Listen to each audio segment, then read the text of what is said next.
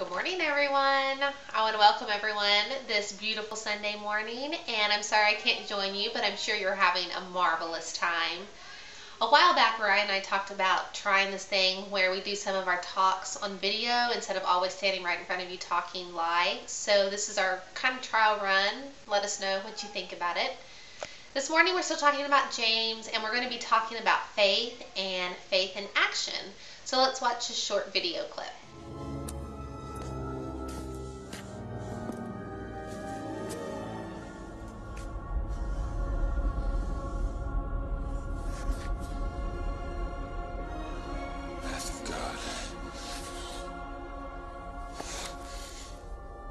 Only in the leap from the lion's head will he prove his worth. It's impossible. Nobody can jump this. Ah! Indy, you must hurry! Come quickly!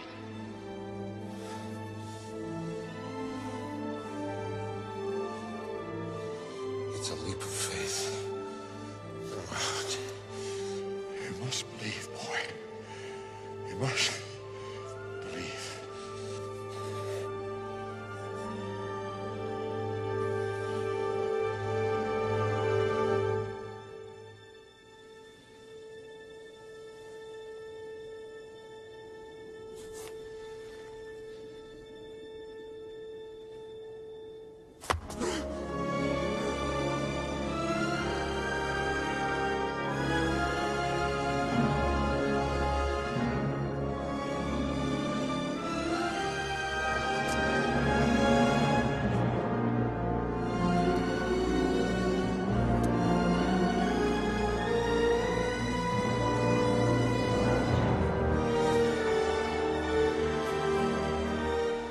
As you just saw in that Indiana Jones video clip, Indiana Jones was trying to get across that big chasm over to the other side to reach the Holy Grail, and he had to take a leap of faith and trust in God that there was going to be a way for him to actually cross over to the other side.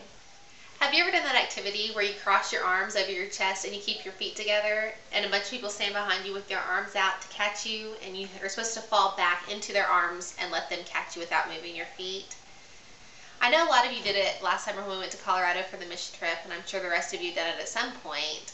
But the activity is to basically take the trust out of yourself and your own strength and put your trust in the support of others.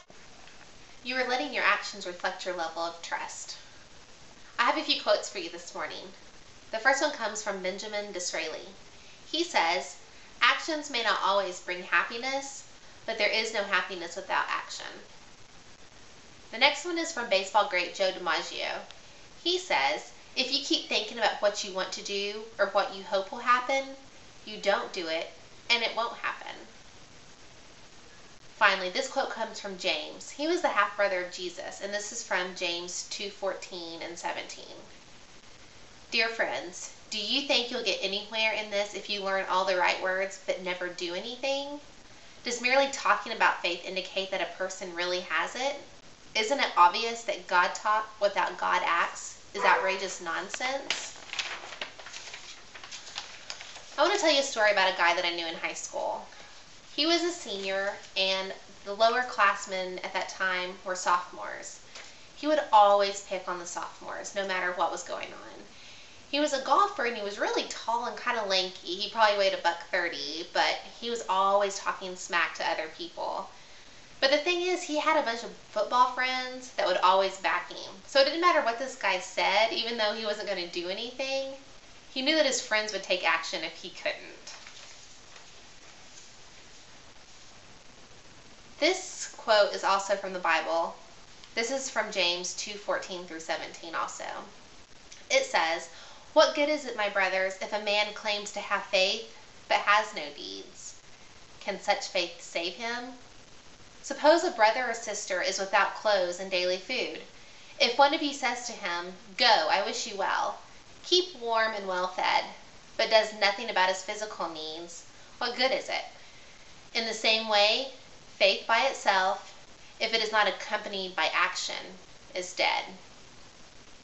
To help visualize a dead faith, think about something that's completely useless, that's inactive or lifeless.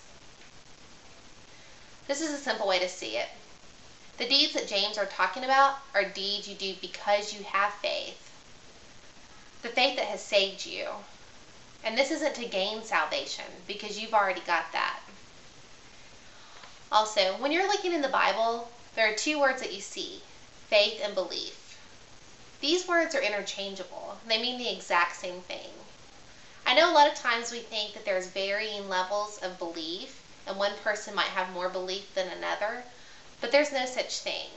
If you have faith and you have belief, it's the same thing. So if you have belief, then you have faith. And if you don't believe, then there is no faith. What good is it to talk about something if you can't back it up with your actions? Just like that senior guy at my high school that was really annoying, he couldn't back up what he was saying. He was relying on his friends to back it up.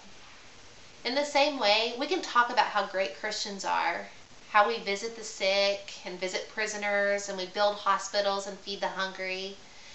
And we can tell everyone how great Jesus is, and it's all true. But what are we doing to back up that talk? I can talk all day long about my desire to get in shape, but until I put the donut down and jump on the treadmill, it's not going to happen. Talk is just wishing for a better reality. The action is wanting something badly enough that you'll work towards that reality. When James says that faith by itself is dead, he's saying that if we really believed our so-called beliefs, we'd live them out. Doesn't that make sense? If we believe students will hold us up when we fall backwards, we fall backwards. If we believe a great movie is going to be worth $9, then we're going to buy the ticket for it. It's funny how we'll take a chance on things like movie tickets, but we hold back when it comes to living out our faith in God. How silly is it to say, I'll trust in this movie, but I'm not going to trust in God when He tells me to love my enemies. That's just too much. Consider the French fry. I mean, who doesn't love French fries?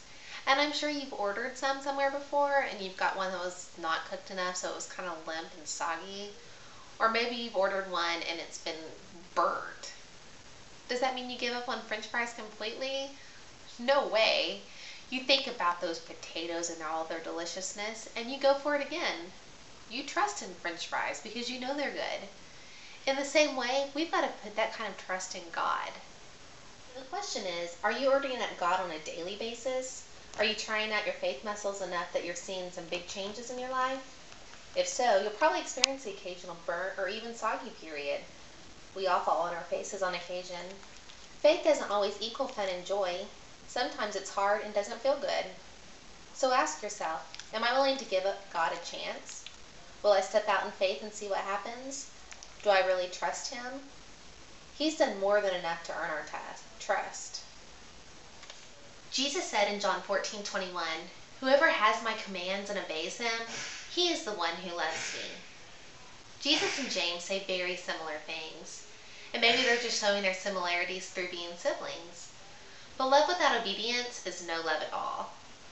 We all show our love for Jesus by doing what He says.